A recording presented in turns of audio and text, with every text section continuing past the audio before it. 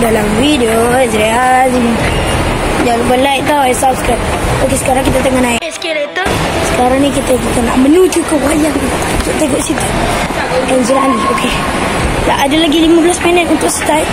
Jadi kita sekarang tengah naik ni, nak cepat, kena sepatah pantas mungkin.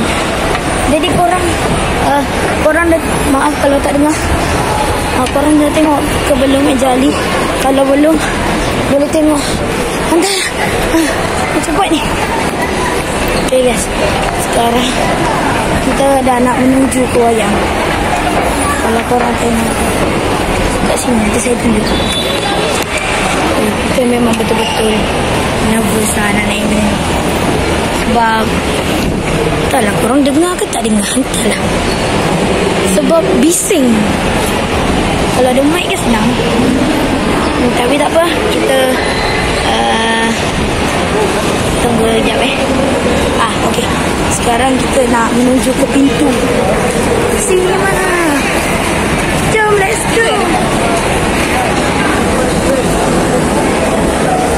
Kita akan menuju ke wayang.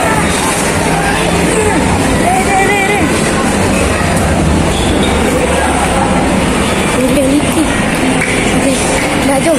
Kita sekarang dah masuk ke wayang. Let's go.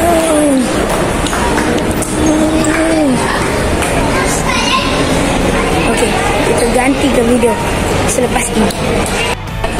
Sekarang kita berada di tempat yang nak pergi, tapi belum lagi.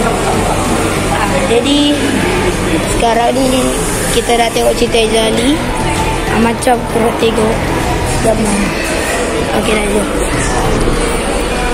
Masa pun dah tak banyak, macam lagi nak start. Jadi entahlah, nanti kita akan tengok habis cerita. Oh my God.